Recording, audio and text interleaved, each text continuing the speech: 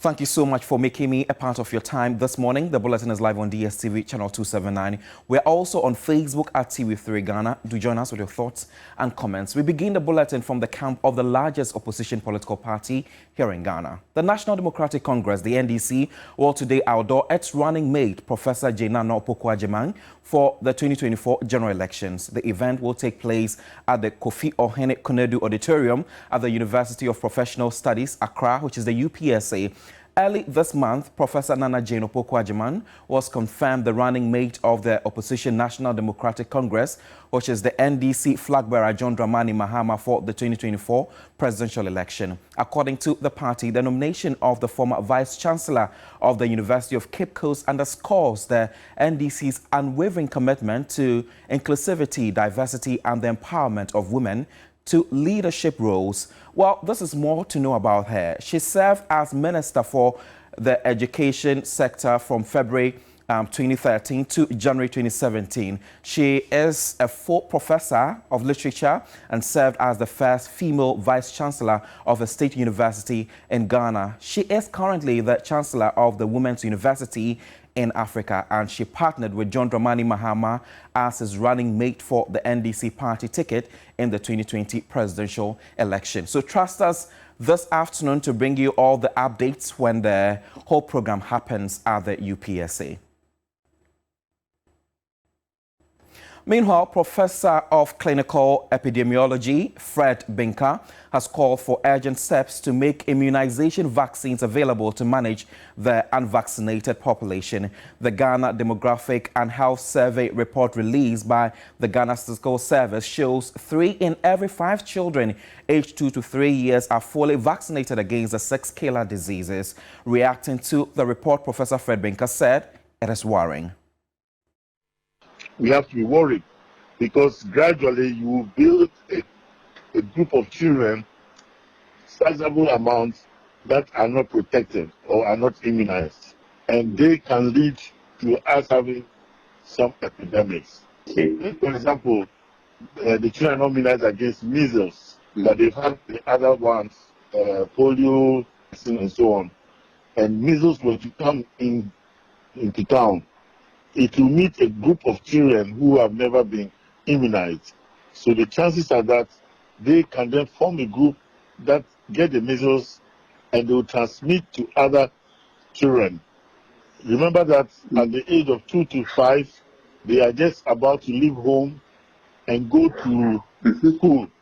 So when they go to school, they then have a group that have not been immunized. So we have to make sure these vaccines are available, because the mothers, when they come to the vaccination point today, there's no vaccine. They come tomorrow, no vaccine. They don't show up. Let's do more stories. Senior Presidential Advisor Yaa Sarfo has criticized the country's asset declaration regime, highlighting the need for a review to improve transparency. The former finance minister, was speaking at an event to promote open government partnership. Under the current asset declaration regime, sealed copies of declared assets from government officials are left in the custody of the Auditor General. This, the senior presidential advisor argues, is not transparent enough. In Ghana, when you become a minister of state at all levels, public sector at certain levels, the first thing you do is to declare your assets and file same with the Auditor General. What I personally don't like about this law is that after you've declared the assets, everything is kept confidential between the Auditor General and yourself. And therefore, it becomes very difficult for anybody to challenge the authenticity of your declaration. I think that, yes, let's declare the assets, but there should be a certain level of transparency in the declaration of the assets so that people can assess what you declared. His office is leading the Open Government Partnership Construction Sector Transparency Cost Initiative, which seeks to reduce corruption involved in infrastructure projects. You know and I know that corruption is something that takes a very long time to address. And this is not a Ghanaian problem, it's a worldwide problem. And I'm also a member of Transparency International, and we know and follow this very closely, and progress takes time here, again. But it's changing mentalities, it's changing the way we do business, and that's difficult, but the fight is on. Chair of the Global Board for Cost, Christian Portman, pointed out the need for Ghana to continue striving towards reducing corruption associated with public projects. Secondly, Takoradi has for the past 3 years served as the only locality that has successfully implemented a cost initiative in carrying out infrastructure projects. Private legal practitioner Martin Pigu says there is the need to revise the bill on Code of Conduct for public officers to curb corruption. According to him, the bill will ensure that assets are declared and will be published. His call comes as Senior Minister Yaa Sarfo on Tuesday revived the conversation on questionable acquisition of wealth by some public officials. You know, there's been a bill where, you see, now I'm even struggling to describe where it is. At one point it's with Cabinet, another time it's with Attorney General, etc. So wherever it is now, okay, we need to revise it and do stakeholder consultation. Of course, there are other processes, but what I mean is that government must get the buy-in of Ghanaians in the new bill. And Yaa Sarfo has hit the nail on the head. One of the most critical provisions we want in that new bill is one that will ensure that the assets that are declared will be published. That was our law in Ghana, 1992 to 1998. Sankofa. So that is what we need ASA. President Akufo-Addo has warned state-owned enterprises that delays in preparing and publishing state ownership reports will no longer be tolerated. He has directed board chairs, heads of state entities and management teams to comply with submission requirements set by the State Interest and Governance Authority for the future. President Akufo-Addo emphasized the importance of timely compliance with the state ownership report requirement of SIGA to prevent delayed reporting and mitigate potential negative impact on the country's financial arrangement with the World Bank. The 2020 SOR was published in March 2022. The 2021 SOR was published in January 2024 this year. The 2022 SOR is now at the final stages of completion. We should not tolerate these delays any further. All board chairs, entities, and management teams are hereby instructed to comply fully with the submission requirements from SIGA. The Director General of SIGA, John Boedu, and his team pledged to collaborate to ensure that the Code of Corporate Governance for specific Ghanaian entities and public service organizations is adopted by all state entities and fully implemented by all institutions. The 2015 World Bank assessment identified several major causes of poor performance in public organizations, including weak corporate governance, fragmentation of oversight, political interference, and general mismanagement. Calls for power fluctuation, otherwise known as Dooma demonstration, have emerged, with some workers expressing their willingness to participate and protest against the current power cuts. Judith Brown has more. On a rainy Tuesday, most shops in Teshi are closed. The few open ones have been unproductive due to frequent power cuts, resulting in workers being idle. This salon has been experiencing a power outage for the entire day, causing customers to return home in dissatisfaction. I came here to do pedicure, but unfortunately they said their light is out. It's too bad. There is TV, they have to do something about it. The workers here stated that the Dooma has caused a significant disruption to the business. Well, as you can see, a client just walked in to do pedicure, but since there is no light, it has to go. And because of this, day in, day out, we are losing customers. Careless, straightness, it has spoiled several times that you have to take it to repair. The current power outages are causing significant hardships for numerous business owners. Rasta, as he's popularly called, operates a cold store close by. For a business heavily dependent on electricity, he fears making significant losses. Doom lights na boy and Kaibia. What said, your doom lights. And I say doom lights na Okofana Fitama, Baha. They cut power without prior notice. When I go for fish from Tema and there is no light, the fish go bad. James, an electrician, is experiencing the same situation. And due to the lack of business, he's decided to take a nap. We use electricity for this work. Without it, all I do is sleep. Recent calls for a Doomsort demonstration have emerged, with some workers expressing their willingness to participate and protest against the current power cuts. Demonstration, I'm not first. The entire first is because it's no light in the call for no idea, Juma. I'll be the first to demonstrate because it's the electricity we use to work. We don't even have money to pay fees. Yeah, demonstration be bad. Me can have joining. I will not hesitate joining a demonstration because we are suffering. As to whether a demonstration is imminent or not is only a matter of time. Judith Brown, TV3 News. Amidst ongoing erratic power supply, the Ghana Chamber of Commerce and Industry is calling for the release of a load-shedding timetable. The chamber highlights significant revenue losses, escalating operational costs and damage to electronic infrastructure as consequences of the unstable power supply. Chief Executive Officer of the chamber, Mark Bedu Abuaji, was speaking on Business Focus.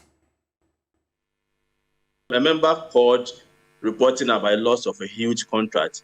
He was given a timeline to provide certain services to somebody. At the end of it, because of the light off, he couldn't meet the deadline, and they have to take the contract from him. And the money that he has invested in buying raw materials to be able to provide these services to the individual, the company is saying that they are not going to pay.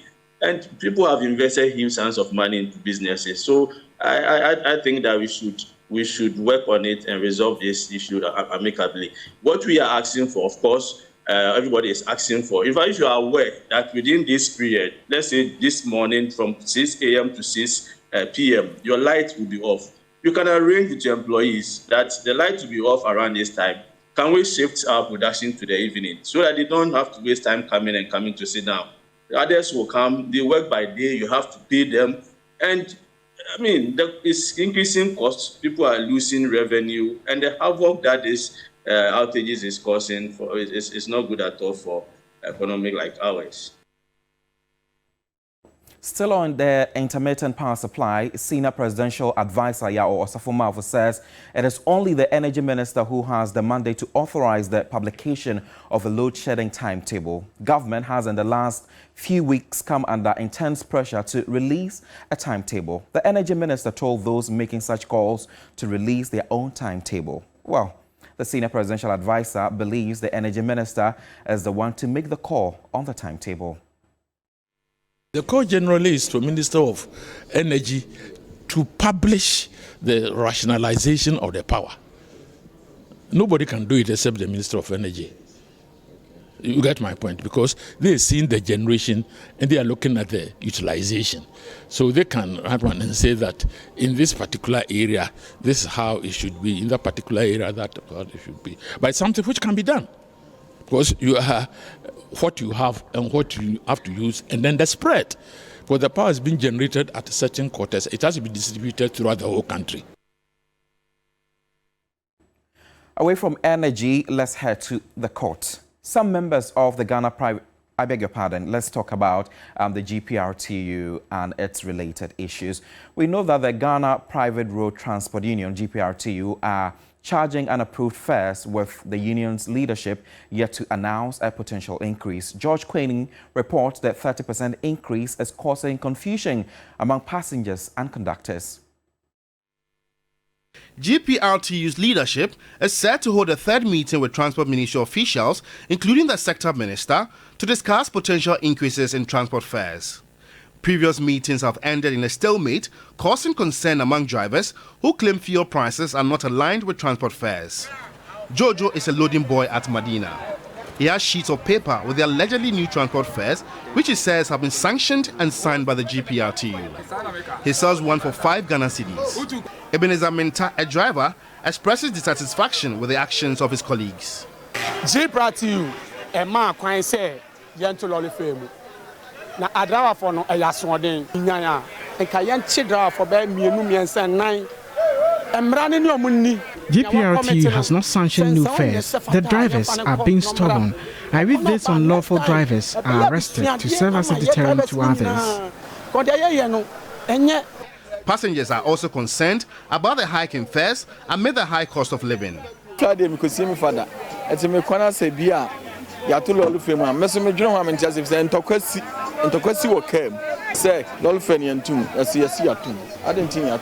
I will be traveling soon to bury my father. I am just amazed at this increment in transport fares, and I just don't understand. It always results in confusion. The right thing must be done.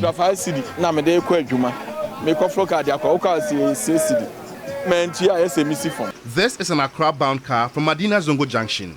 Most passengers are unaware of the new fares the conductor is justifying.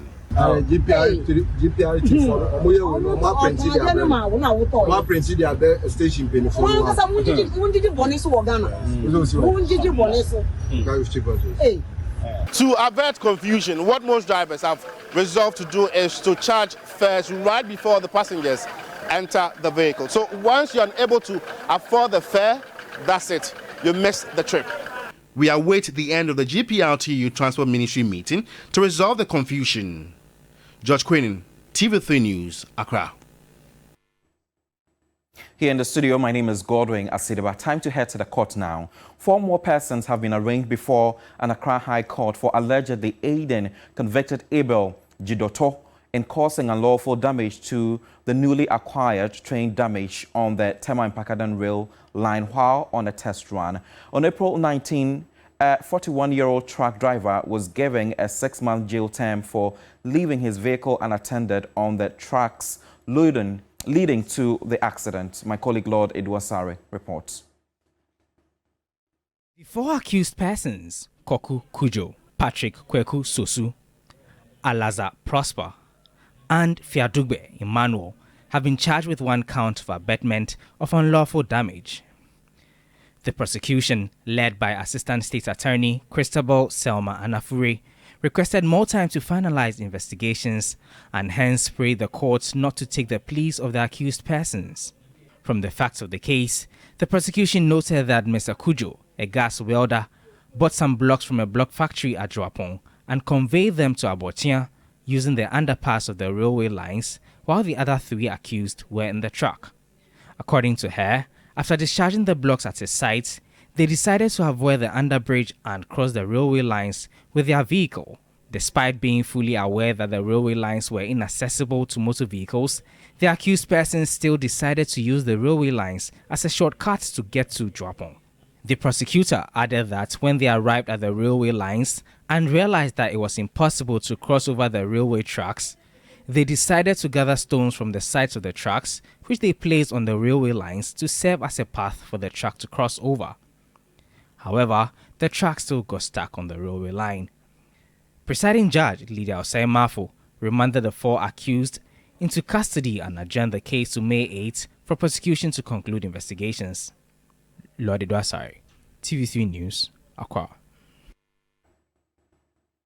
Well, that's it for the news this morning. Thank you so much for making me a part of your time. I will see you soon. Again, have a good morning.